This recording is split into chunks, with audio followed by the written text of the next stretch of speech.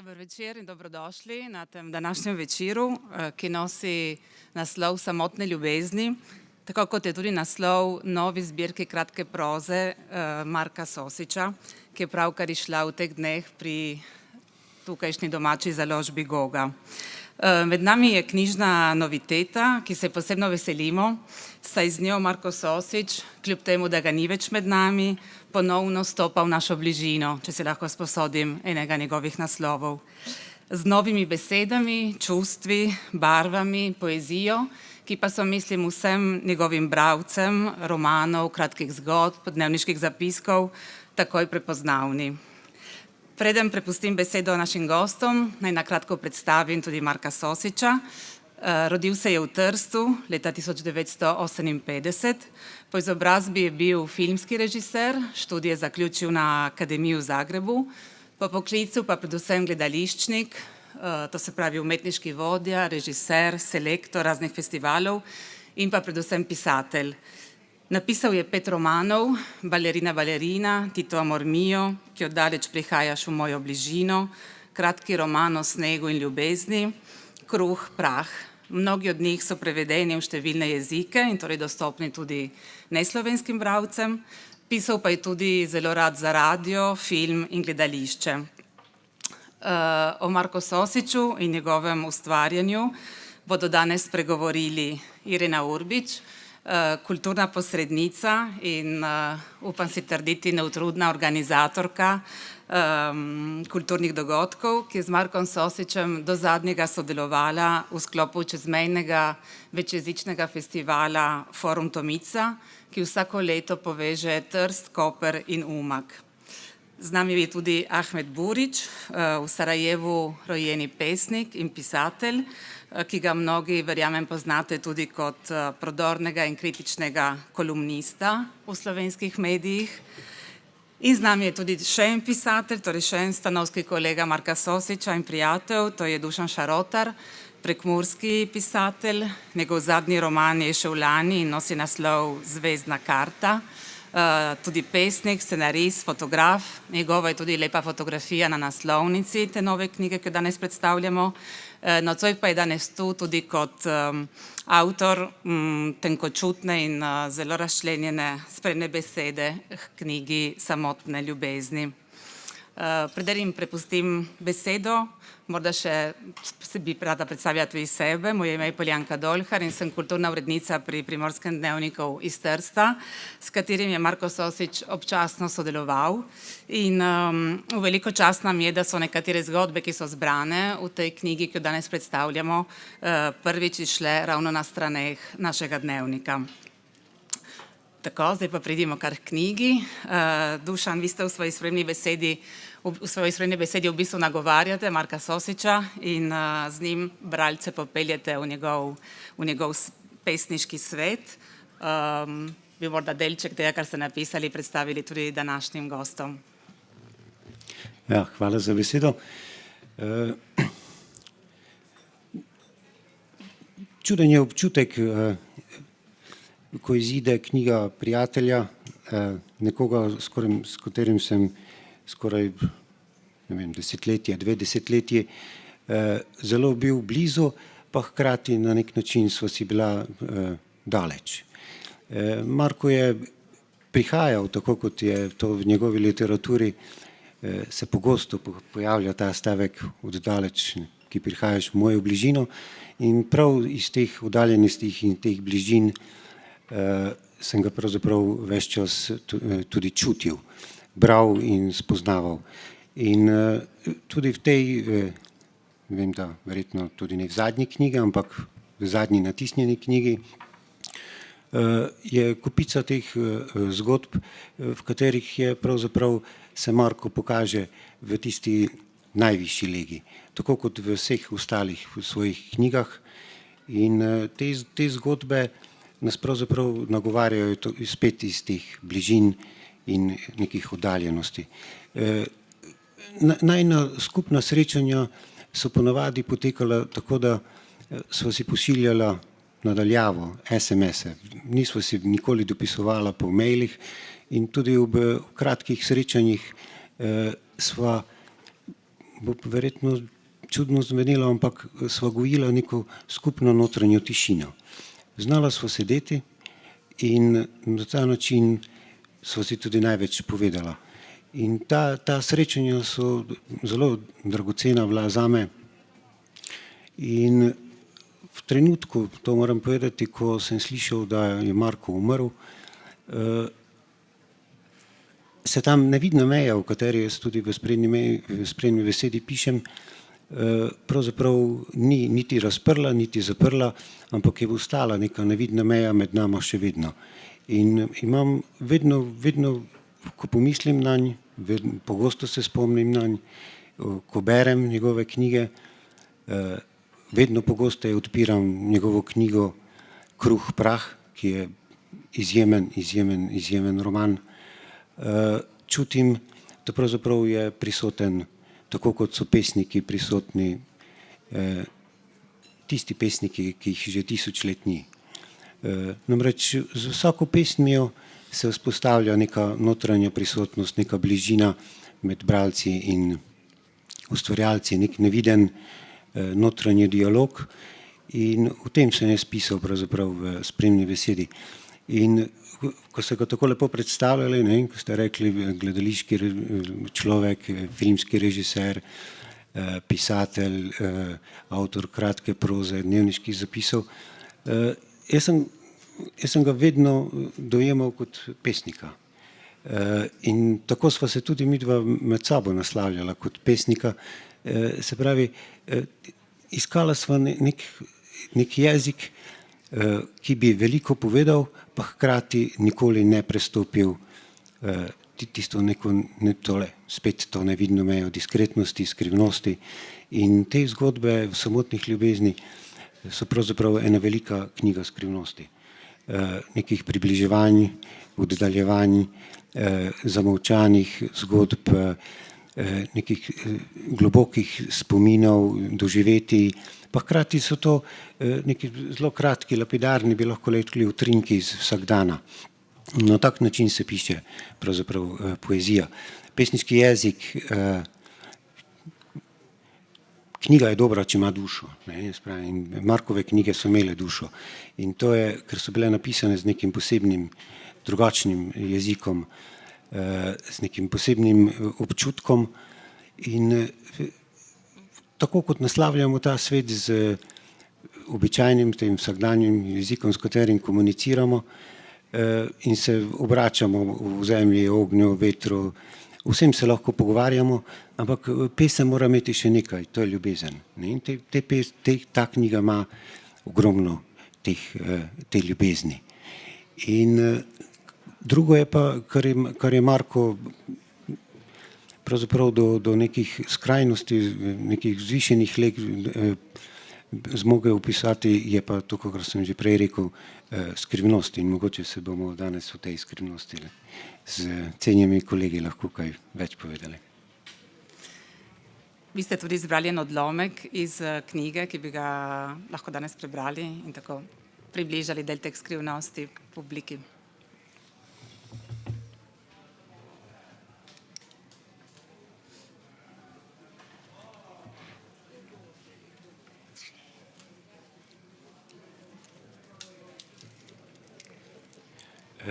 Izbral sem nekaj stavkov iz zgodbe Na drugi strani morja. Pravzaprav je to, o čemer sem prej govoril. Tako sva se z Markom pač na nek način komunicirala. On je bil na eni strani morja, jaz pa ves čas na neki drugi strani morja. Ampak med nama je bilo mnogo teh tihih valov. Take so njegove misli tedaj in zdaj, ko star stremi v temo, kabine in v svoje podobe, ki se kotalijo v njegovi in moji glavi. Strmi v ljudi, šedeček, v telesa, obraze, njegov dih je hiter, ne drzne si stopiti na kopno, še vedno čuti pogled tistih ljudi, ki vedo, da sodi izključno tja, kamor morje napravlja alge in kose lesa, ki jih nihče ne počisti. Pretvarjajo se, da me ne vidijo, pravi. Čutim mraz po telesu, Koža je že vsa prepojena od mrzlih tokov. Še naprej se premika pod temno površino, mišice ga bolijo, zdaj se mora odločiti, ali bo zaplaval do kopnega ali se obrnil. Zagleda mladeniča, ki se povsme na višji železni stol, usede se nanj in se ozre po plavalcih, s pogledom pazi nanje, če bo komu slabo. Mladenič nenadoma pogled zapiči vanj, ne izpusti ga, kakor bi vedel, da mu popuščajo moči. Pomisli, da bi se lahko pretvarjal, kako se utaplja. Mladenič bi mu zagotovo prišel na pomoč, ga odnesel na obalo in mu pomagal, da pride k sebi in k njej. Ležala bi kot utopljenec, pomisli. Nihče bi ne mogel ničesar reči, nihče bi ga ne mogel nagnati, utopljenca.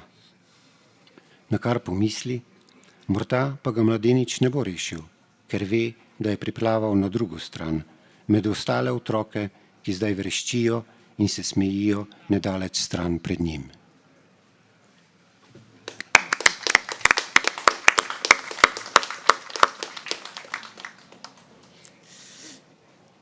Irena Urbič, vi ste Marka poznali ne samo kot pisatelja, ampak tudi kot gledališčnika. Pravzaprav ste ga najprej spoznali v gledališkem svetu. Kot vemo, je bil Marko tudi kritičen intelektualec in kot tak se je, mislim, odlično spajal tudi s formulo Foruma Tomica, to je tega literarnega festivala, ki združuje slovensko, italijansko, hrvaško kulturo. To so vse kulture in vsi prostori, v katerih je bil Marko doma. Bil pa je tudi kot umetniški vodja sooblikovalec primorske kulturne politike. Tako da morda bi vas vprašala, kakšen je bil Marko v teh nepisateljskih vlogah? Najprej, odkot meni milost, da nocoj govorim o tem, ker sem seveda posrednica in spletična v kulturi in umetnosti. Zelo sem počaščena in to gre priznanje občutljivosti hiše, ki dela knjige, to je založba Goga. Marko Sosič je bil poleg tega, da je bil seveda vrhunski profesionalec v vsem, kar je počel, mene samo je prevzel tudi kot človeška osebnost. Mislim, da ga je krasila ena, ne bi rekla naivnost, en odprt duh in začudenje, nenehno začudenje nad svetom, ki ni ravno tak, kakršen bi moral biti. Ne naivnost, ampak nedolžnost pogleda, kar ne pomeni, da njegov pogled ni bil sila globok, prodoren in da je segal v vsako faseto družbe in življenja posameznika in skupnosti. Če pomislimo, rob tako imenovanega slovenskega prostora, ki je Trst z zaledjem, s Krasom, kjer je bil Marko doma, od koder prihajate vi, in se mi zdi tako lepo, da je vam nocoj zaupana ta vloga. Ta rob pravzaprav v slovensko literaturo in kulturo prinaša enega malček drugačnega duha. Tako kot, hvala Bogu, imamo Dušana Šarotarja, ker brez njega ne bi začutili počasnega, a vztrajnega valovanja panonskega sveta. Ne bom se ustavljala ob likih iz Markove literature. Rekla bi par besed o tem, kolikor sem bila po spletu naključij blizu, ko je bil umetniški vodja v Primorskem dramskem gledališču v Novi Gorici. Še zelo takrat, govorimo 30 let nazaj, svež, poln energije, ambiciozen. V tej knjigici, ki jo 1000 dni, 200 noči, ki jo hrani vaša bogata knjižnica v Novem mestu, kajti v Kopru, od koder prihajam, je nisem dobila, tu pa. V tej knjigi je popisal čas mandata, torej 4 leta, 3 leta in nekaj, kolikor je bil umetniški vodja v gledališču, in se mi zdi svojevrsten priročnik, da bi ljudje doumeli, kako kompleksno je delo v gledališču, ne samo režiserja, igralcev, vseh sodelavcev, ampak ta, ki je dirigent, ki ima vse niti v rokah, ki določa, kaj bo na repertoarju, tako kot je urednik recimo v založbi, ne. In tukaj se Marko Sosič znajde, ne, s svojimi resnimi ambicijami, naleti na malček odpora. To isto se nenazadnje, kar boste vi, Poljanka, bolje vedeli od mene, dogodi, ko je umetniški vodja stalnega slovenskega gledališča v Trstu. Marko je pogumen v izbiri repertoarja, Marko je pogumen tudi v gesti, da želi v gledališče, slovensko, profesionalno gledališče, v čudoviti stavbi sredi mesta pripeljati tudi italijansko publiko.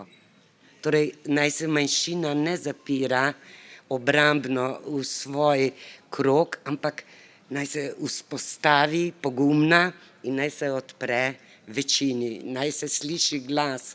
Torej, hotel je uvesti italijanske podnapise za vse slovenske gledališke predstave. In tudi tam naleti na odpor. O tem bi veljalo tudi govoriti, kako se manjšina počuti. Vedno se počuti tako, kakor hoče večina. In bori se proti temu tako, da zakrkne, kar vselej ni najboljši recept. Marko, ki je seveda tudi, kot smo slišali, profesionalni filmski režiser, je pa tudi režiral v gledališču zelo subtilne tekste in ob začetku enega dosti kvalitetnega gledališkega festivala, ki mu rečemo Primorski poletni festival, tudi v Kopru, Izoli, v teh istrskih mestih, smo ga leta 1995 odprli prav z njegovo predstavo. Tukaj sem malo na dolgo samo povedala, kaj me veže nanj. Marko je bil poleg tega, da je premikal meje, izjemno radoveden v umetniškem, tudi v človeškem smislu. Njemu ni bil dovolj en sam kulturni prostor, čeprav je zanj, da rečemo pod navednicami, fantastično poskrbel. Zapisal ga je za večne čase skozi svojo literaturo, skozi svoje filme, dokumentarce, skozi gledališke predstave. No, gledališče je malo bolj minljivo. In še ena vrlina, ki je tega človeka v mojih očeh dvigala morda nad koga drugega, je bila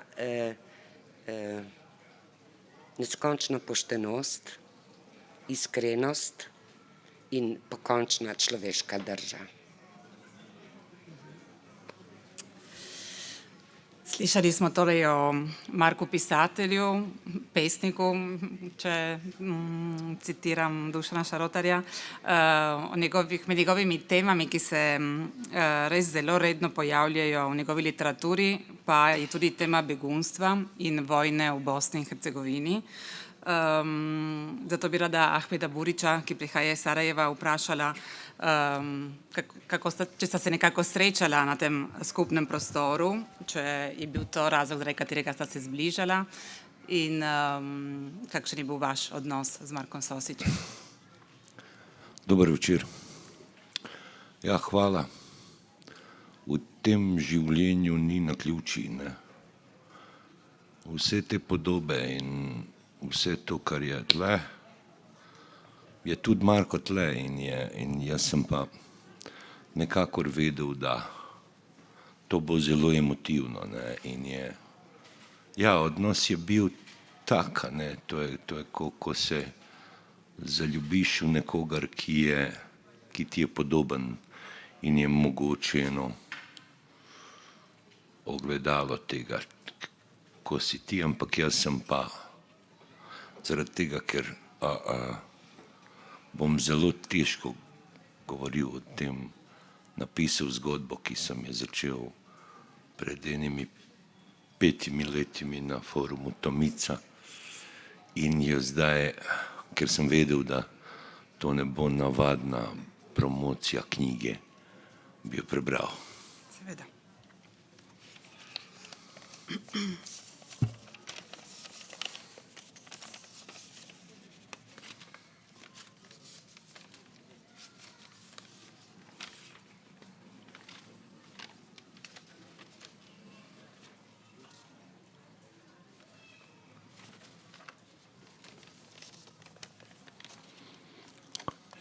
Otmjenost duše.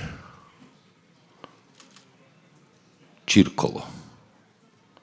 To je prva strana riječ koju si naučio za krug. Jer prije engleskoj u vašoj je kući postojao italijanski. Donijela ga je Mariolina, ona je bila s Lošinja i njezin je muž Džemo bio očev najbolji prijatelj.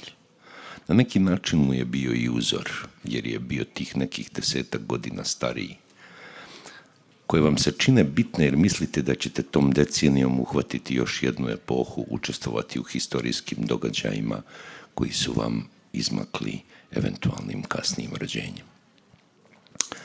Ispalo je baš tako da je Džemo uhvatio sve što stari nije. Stari je imao samo 3 godine kad je počeo Drugi svjetski rat u Ašikovcu, ulici Podnobjelava. Sarajevska je čaršija, kako danas pripovijedaju dokumenti toga vremena, s priličnim drijemežom, a po pitanju Jevreja i solidnim nivom kolaboracionizma s fašistima, dočekala pad Kraljevine Jugoslavije i dolazak vlasti nezavisne države Hrvatske, odnosno njemačku okupaciju. Psihologija izbjeglice je fragmentarna i takav je i njezin svijet, jer na svijetu više ne postoji mjesto na kojem bi mogla biti sretna ili ga shvaćati kao svoje. Sve što izbjeglica radi je pokušaj da svoj sadašnji život sašije sa prošlim, što uglavnom ne uspijeva, jer usporeni ritam novog života je u najboljem slučaju kopija starog ili nešto u šta se ne ide. Najviše što možeš jeste pokušati napraviti deal, sporazum između prošlog i budućeg, dogovor sa sadašnjošću, nostalgija za budućnošću. Ti zapravo ne želiš da završiš tu priču, da zatvoriš taj krug, čirkolo. Potucaš se po svijetu, manje više po istim mjestima. Ta tvoja karta je tako predvidljiva da je to već pomalo patetično. Skoplje, Cetinje, Sarajevo, Zagreb, Novo Mesto, Ljubljana, Koper, ponekad Beograd. Nesposoban si, kukavica, da izađeš iz tog začaranog kruga, svog jezika i još barem jedne njegove inačice koju si usput dobio i sad je nosiš kao kakav težak prtljag, iako još nisi do kraja svladao kad se upotrebljava prijedlog s, a kad z, a kad h, a kad k. Proklinješ jer nisi naslijedio nikakvu razmrsivu historiju koja se sastoji iz više jezika i naroda. Ne možeš pisati o optantima i osimskim sporazumima, o tome kako jednim gradom ili jednom pokrajinom vladala jedna carevina, a onda su jedni otišli i ostali samo drugi. A zapravo nije ostao niko. Svi se mali gradovi pretvore jednom u grad duhova. I to se dogodilo i tebi. Vidio si Pariz i London i Bejrut i Istanbul. Vidio si i New York i arapsku pustinju i moguće je da kod ljudi ostavljaš i sliku nekakvog avanturista, ali to je laž. Ti si u suštini kukavica. Kao i tvoj otac kad je onomad u Trstu dok si bio dijete i kad ste išli u posjetu nekim dobrim ljudima, stajao iznad zaliva i gledao svjetla.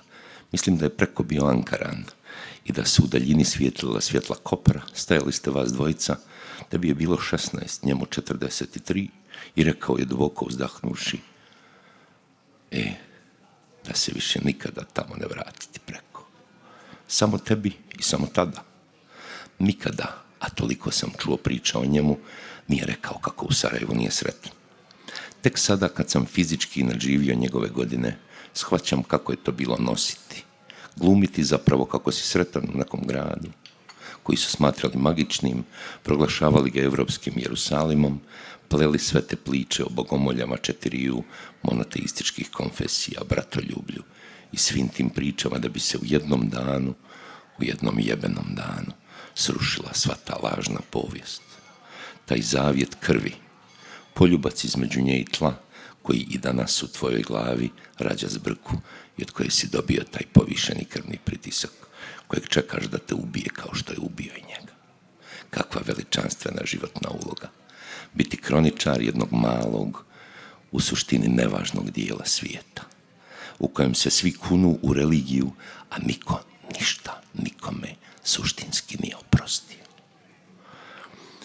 Jer stvar je nerazmrsiva i svi dokazuju da su prije bili nešto i da prije nije bilo ništa. A niti su šta bili, niti je prije njih šta bilo. Sirotinja od koje je religija napravila plemena. Šljam moderne povijesti, ali svi su narodi manje više šljam. Samo je pitanje kako ih se kontrolira. To si davno usvojio. I zato još uvijek živo pamtiš te lude slike i dijaloge.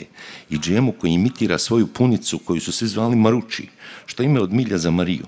I Mariolina, njezina ćerka, je nosila ime koje je jedno varijanti Marije. I ona je bila izbjeglica u Drugom svjetskom ratu.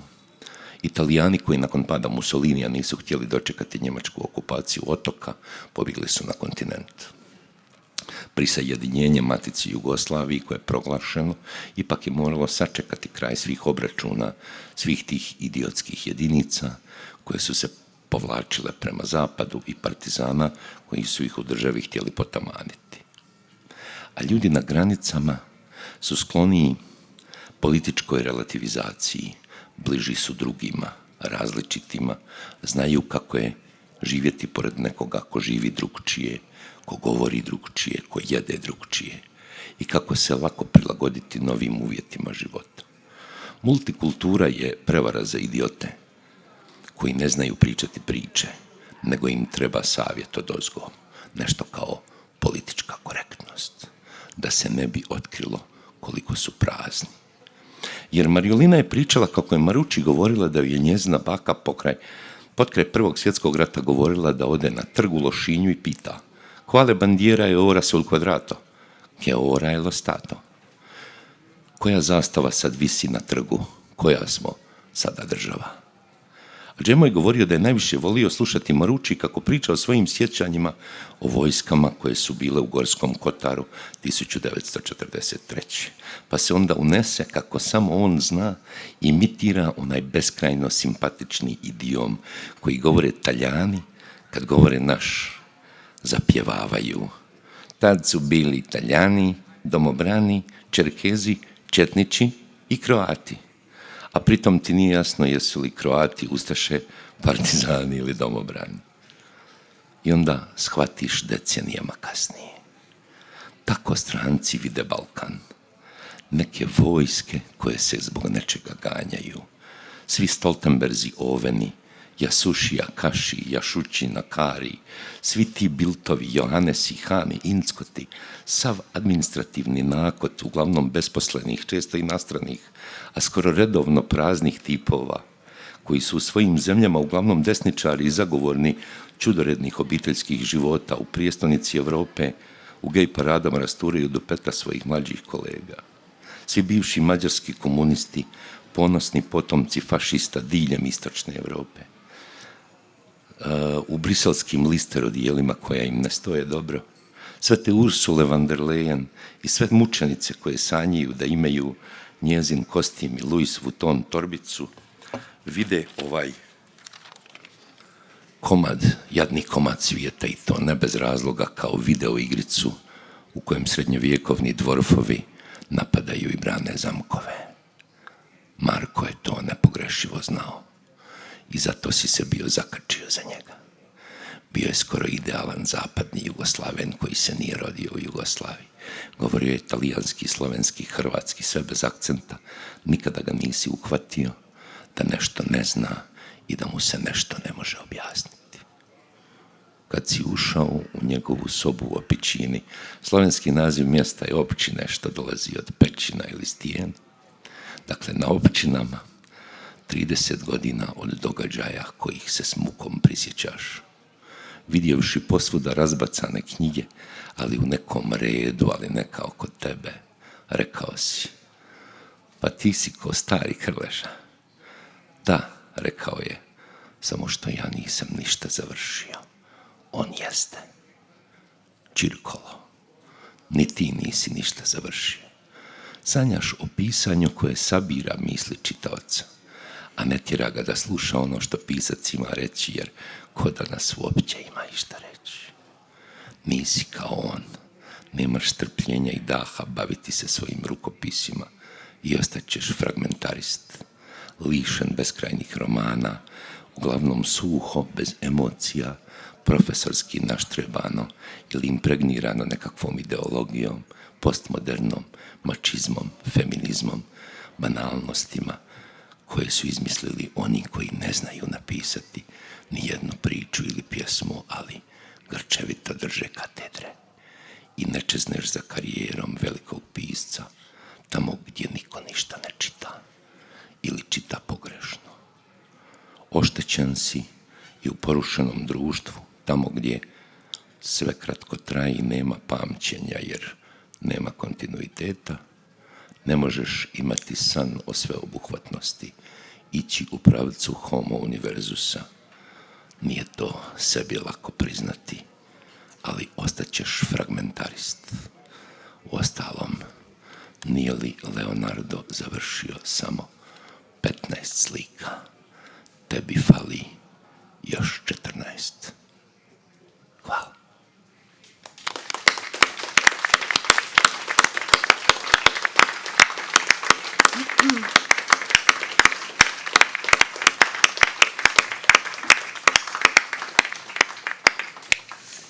Hvala Ahmetu Boriću za ta literarni tekst. Ena od tem, ki se pojavlja tudi v vašem tekstu in ki je bila Marku zelo blizu, je vprašanje beguncev. In tudi v tej novi zbirki kratkih zgodb se pojavlja ta tema, ki je bila že prisotna v nekaterih njegovih romanih, ki je tudi, mislim, posledica tiste radovednosti, o kateri je govorila prej Irena, ne? To, da je kot otrok na občinah, kamor so se begunci, ki so prišli iz Istre in Dalmacije po letu 47, 54, v tistih letih, ko so se preselili na Tržaško, so jim zgradili naselja tudi na občinah, torej v rojstnem kraju Marka Sosiča. In kljub temu, da so v tistih letih in pravzaprav vse skoraj do, recimo, zadnjih desetletij odnosi med Slovenci in temi prišleki niso bili najboljši, je pa Marko že kot otrok spletal prijateljstva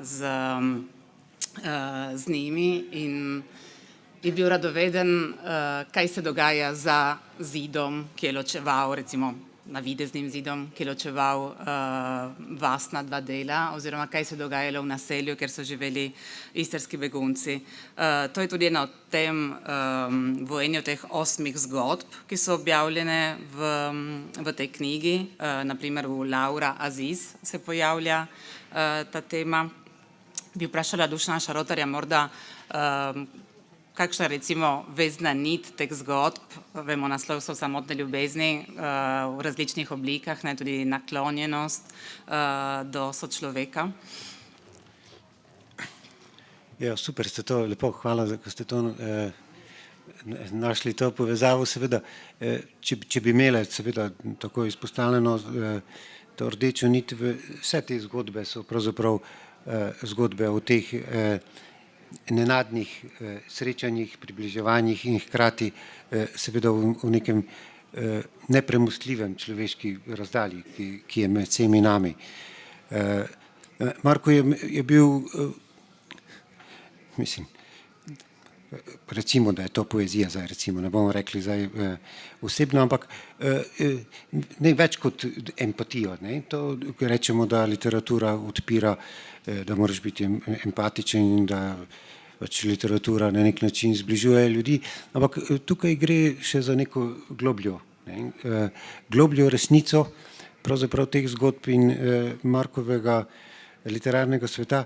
Namreč kljub tej nenehnemu iskanju te bližine, približevanja tako beguncem nekoč, tako zgodbe o beguncih sodobnega časa, imamo je zgodba tudi o tem begunskem valu danes, o nekem ključnem srečanju, ko se begunska družina nekako znajde v stanovanju, napolni stanovanje in polno je teh nekih drobnih nesporazumov, ampak ključno je, in tukaj jaz Marka neizmerno cenim, to mogoče je paradoksalno, ampak on govori pravzaprav ne samo naivno o tem približevanju, o možnosti skupnosti, o nekem iskanju ljubezni, sočutja, ampak tudi o neki globoki rani, razpoki, o tem, da pravzaprav ta svet ni zašit do konca, da bojo neke meje, nevidne meje, kakorkoli se prizadevamo za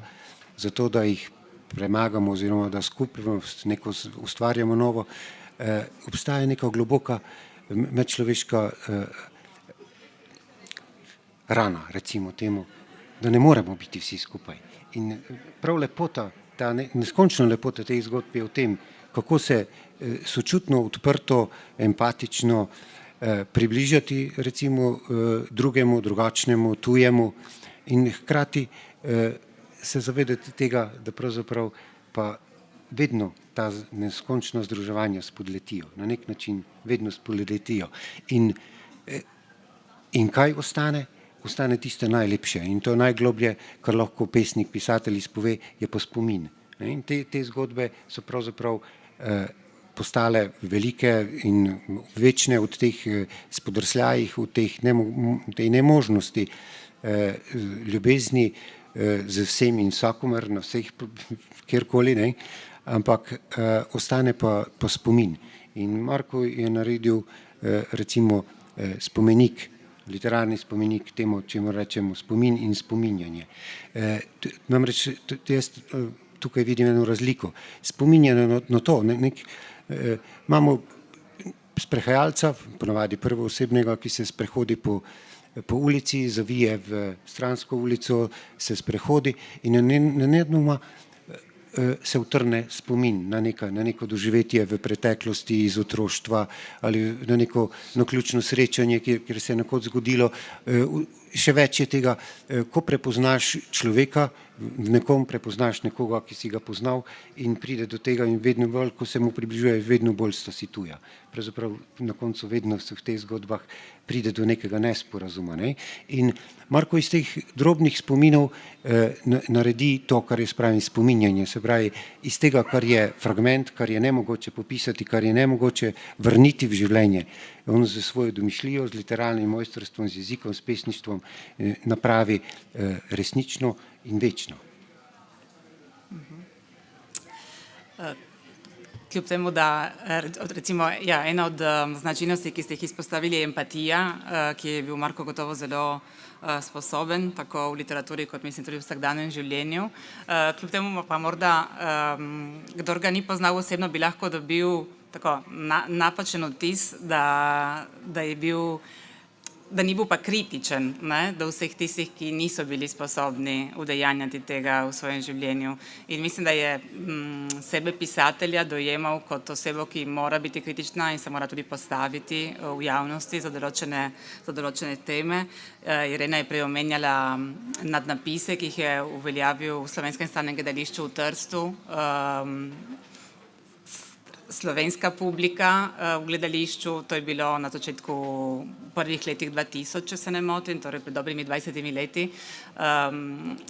Tržaški Slovenci takrat niso sprejeli lepo njegovega predloga, oziroma ne vsi seveda, ampak nekaterim izmed njih se je zdelo, ampak sedaj razprodajamo svoje gledališče italijanski publiki, ki ima že itak svoja gledališča v mestu, ne, zakaj bi morali zdaj oni zahajati k nam.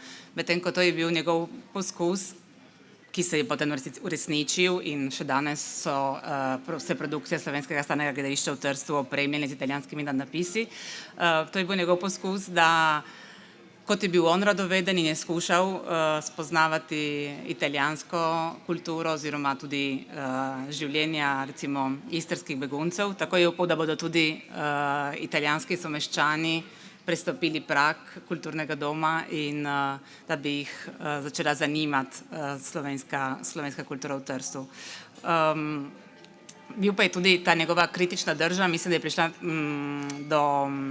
nekako do izraza tudi v forumu Tomica, tako da bi vprašala morda Ireno še, če deli z nami še kakšen spomin iz foruma. On je bil tudi predsednik žirije literarnega natečaja, ki nastaja v sklopu foruma Tomica, tako da je morda tudi tam nekako poskušal začrtati neko linijo v primorski kulturni politiki.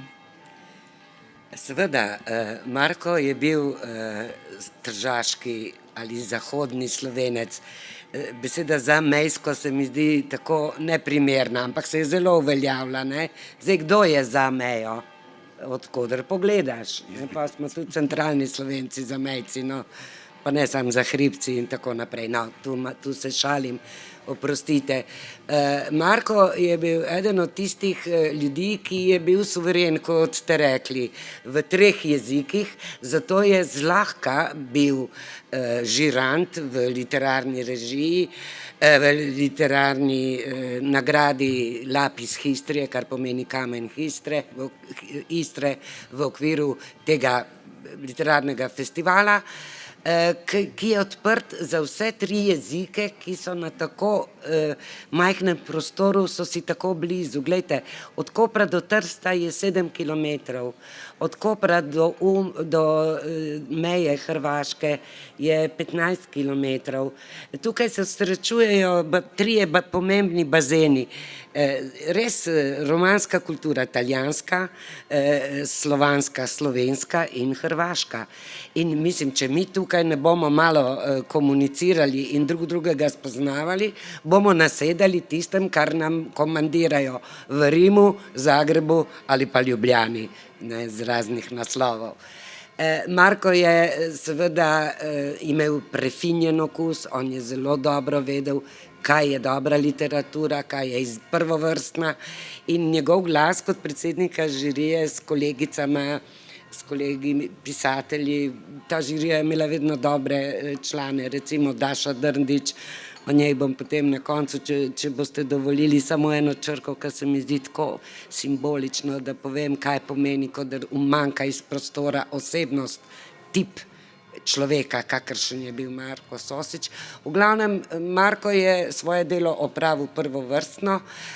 Danes dopoldne je bila tu na obisku pisateljica Mirana Likar-Bajželj, no, ki je zdaj ima že resno kariero, ampak prvo resno nagrado je bil ravno nagrada za kratko zgodbo, ki je dobila na forumu Tomica.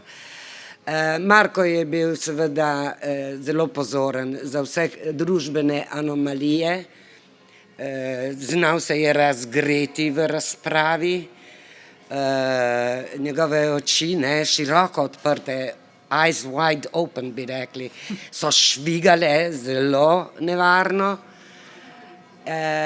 in ko je videl, ne, in to je tisto, kar sem prej tudi rekla, ne, o njemu kot o človeku, krivico okoli sebe, pa naj zveni še tako patetično. On je na to reagiral. Ena epizoda. V gledališkem in umetniškem svetu so ravno tako boji za pozicije. Zgodilo se je, da je režiser Primož Bebler zaradi spletk in tako naprej bil umaknjen z pozicije umetniškega vodje, najprej v Trstu, potem v Gorici. In kdo je bil edini v slovenskem javnem kulturnem prostoru, ki je vzdignil besedo zanj?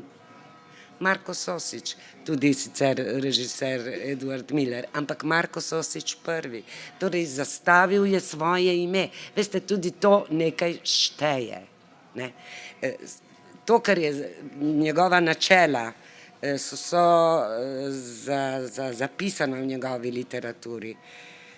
Njegov grdi izraz je dnevno politična, ampak njegova stvarn angažma v tem življenju, na tej zemlji, je vzgled tistega, kar čemu rečemo pokončen človek.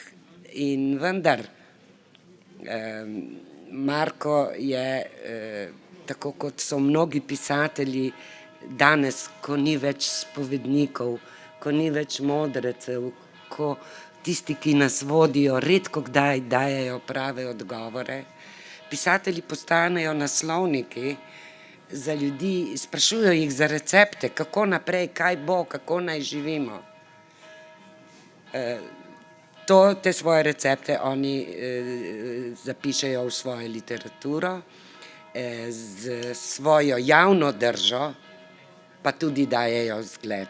Da ne odpiramo sedaj primera Handke ali kaj podobnega. Ni vseeno, kako človek, ki si je s svojim delom naredil ime, ugled, po katerega knjigah vi sploh ne veste, kaj se dogaja po noči s skladovnicami knjig na nočnih omaricah ljudi, anonimnih. Kaj vi prinašate v življenja teh ljudi? Torej, tak človek, ki ima ta ugled, ni vseeno, kako se v vsakdanjem življenju vede. Morda bi to, kar je povedala Irena, obrnila tudi na oba pisatelja, ki sta tukaj na odru. Če imata tudi vidva pač ta občutek, ki ga je opisala Irena, torej da v času, ko politiki nimajo vedno najbolj posrečenih izbir in ne kažejo poti, da morda je vloga pisateljev danes še bolj pomembna kot nekoč. Hvala Ireni za te besede.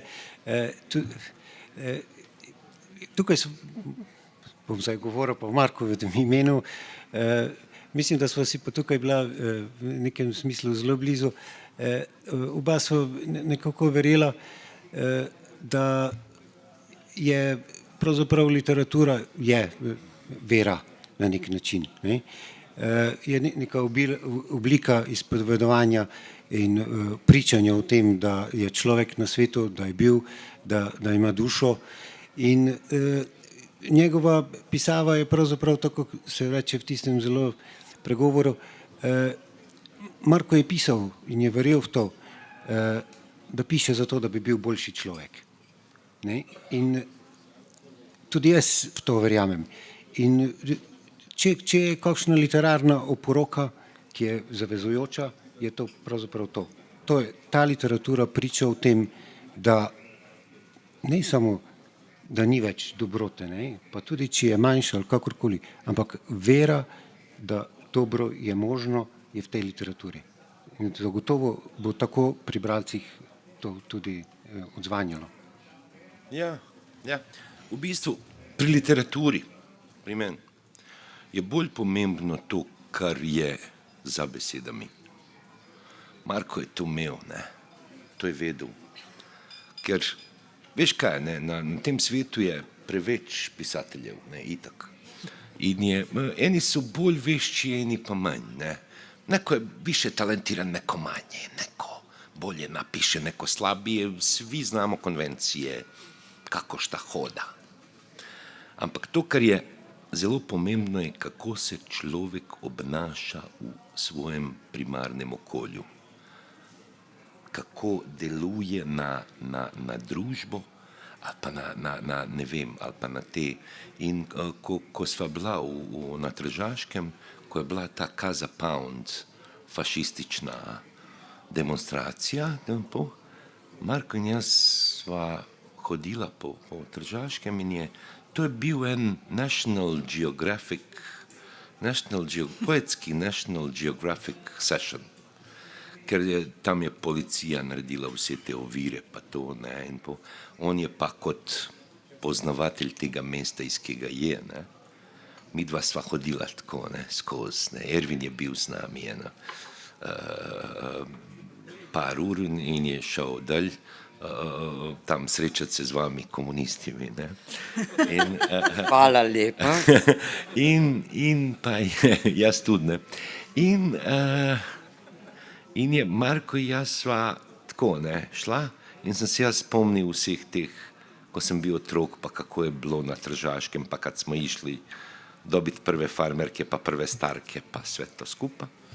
In sem si tako, ne, rekel, kako bi se ta človek obnašal, ko bi bil v obleganem Sarajevu, ne. Kako bi zdaj bilo, da sva mi dva 94. v Sarajevu, ne.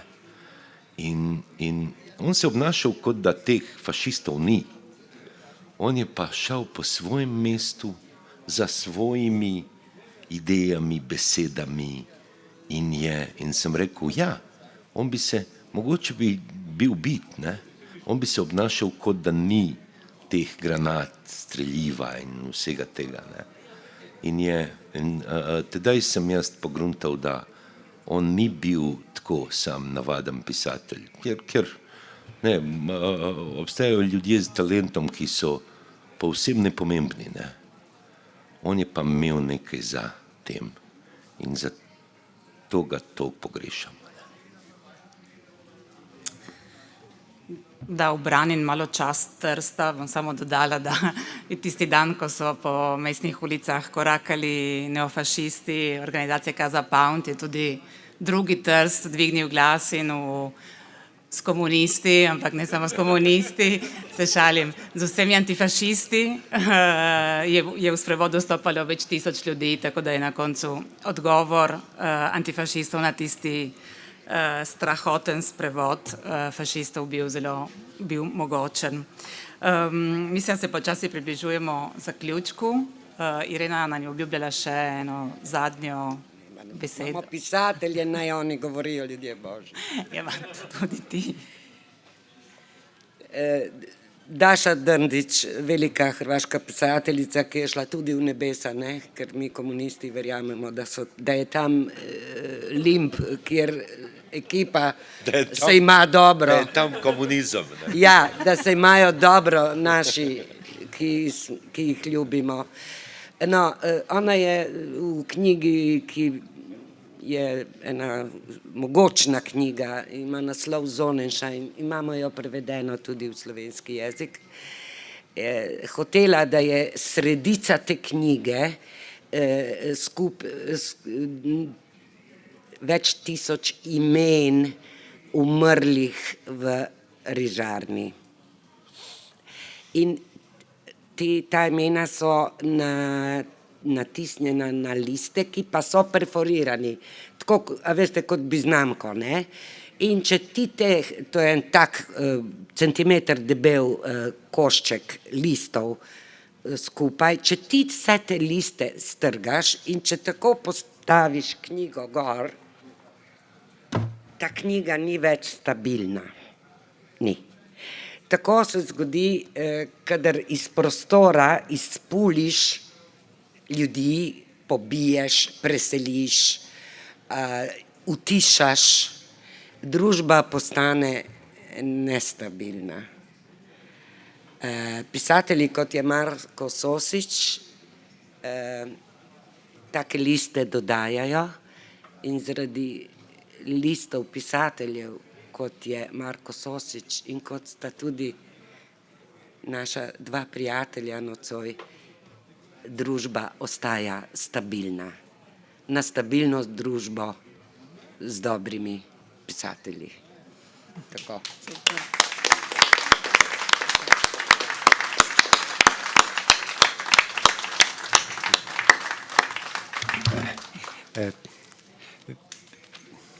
To sem hotel reči, ne rečem vedno, ampak so pač priložnosti, ko je to treba izreči. In to recimo bo zdaj naše sporočilo za Marka. Obstaja ta judovska legenda, da mora na svetu ves čas biti vsaj 36 pravičnih kadikov. To so najmanj 36 jih mora biti. Če bi jih bilo manj, v nekem trenutku bi svet razpadel. Izgubili bi stik z Bogom pozabili bi jezik in skupnost bi razpadla. Ne? In ko pomislim na Marka, pa obrnem ponavadi in ko mislim na pisatelje, meni ljube in rečem, da živimo pa v času, ko mora biti vsaj 36 pesnikov ves čas na svetu. Brez njih bomo pozabili jezik, skupnost bo razpadla in komunizma ne bo. Tebi pa manjka 35. Ne?